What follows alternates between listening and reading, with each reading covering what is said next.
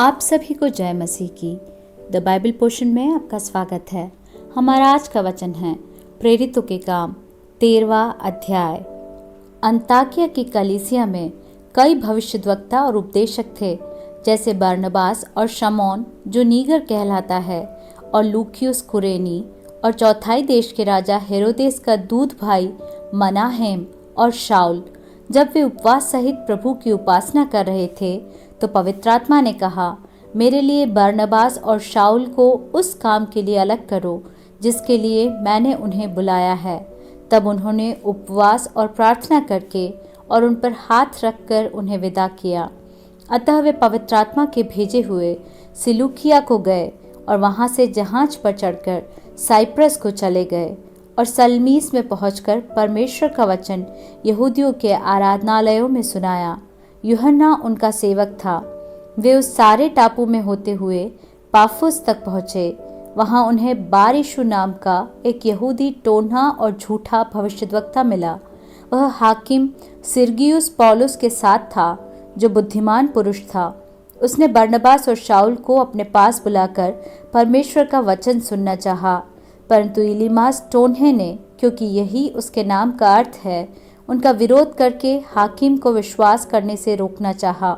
तब शाऊल ने, जिसका नाम पौलुस भी है, पवित्र आत्मा से परिपूर्ण हो उसकी ओर टकटकी लगाकर देखा और कहा, हे सारे कपट और सब चतुराई से भरे हुए शैतान की संतान, सकल धर्म के बैरी, क्या तू प्रभु के सीधे मार्गों को टेढ़ा करना न छोड़ेगा?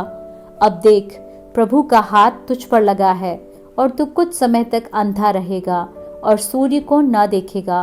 तब तुरंत धुंधलापन और अंधेरा उस पर छा गया और वह इधर उधर टटोलने लगा ताकि कोई उसका हाथ पकड़ के ले चले।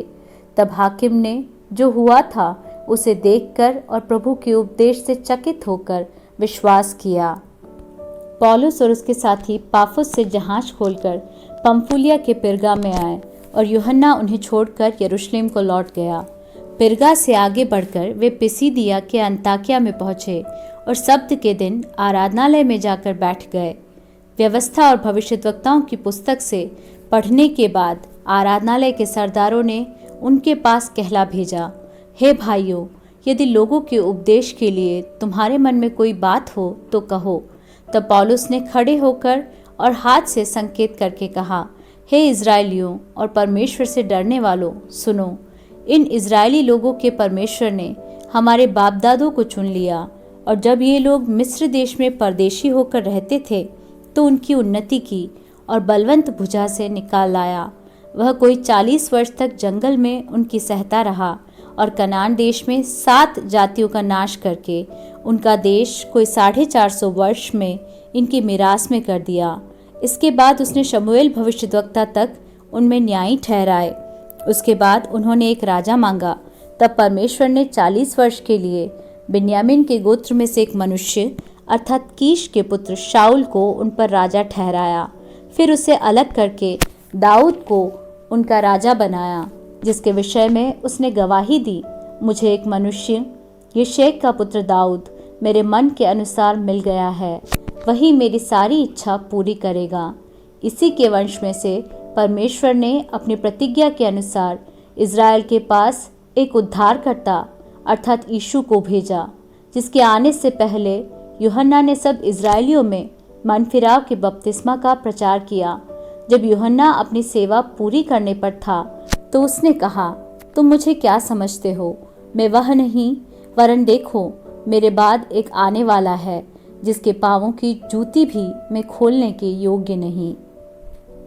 हे भाइयों, तुम जो अब्राहम की संतान हो और तुम जो परमेश्वर से डरते हो, तुम्हारे पास इस उद्धार का वचन भेजा गया है, क्योंकि यरूशलेम के रहने वालों और उनके सरदारों ने न उसे पहचाना और न भविष्यद्वक्ताओं की बातें समझी, जो हर शब्द के दिन पढ़ी जाती हैं। इसलिए उसे दोषी ठहराकर उन बातों को पूरा किया। उन्होंने मार डालने की योग्य कोई दोष उसमें न पाया, तो भी पिलातुस से विनती की कि वह मार डाला जाए। जब उन्होंने उसके विषय में लिखी हुई सब बातें पूरी की तो उसे क्रूस पर से उतार कर कब्र में रखा, परंतु परमेश्वर ने उसे मरे हुओं में से जिलाया और वह उन्हें जो उसके साथ गलील से यरूशलेम आए थे, बहुत दिनों तक दिखाई देता रहा। लोगों के सामने अब वे ही उसके गवाह हैं।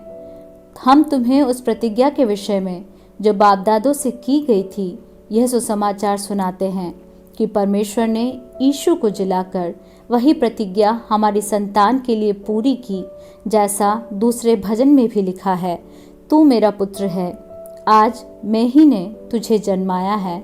और उसके इस रीति से मरे हुओं में से जिलाने के विषय में भी कि वह कभी न सड़े, उसने यूं कहा है, मैं दाऊद पर की पवित्र और अटल कृपा तुम पर करूँगा। इसलिए उसने एक और भजन में भी कहा है, तू अपने पवित्र जन को सड़ने न देगा।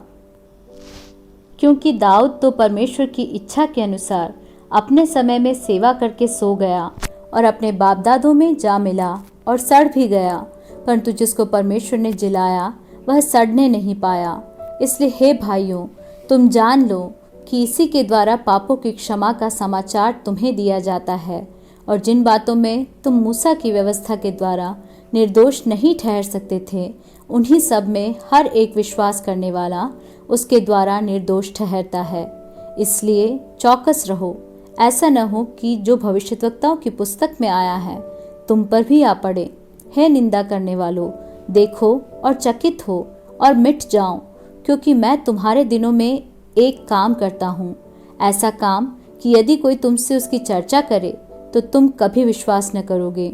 उनके बाहर निकलते समय लोग उनसे विनती करने लगे कि अगले सब्त के दिन हमें ये बातें फिर सुनाई जाए।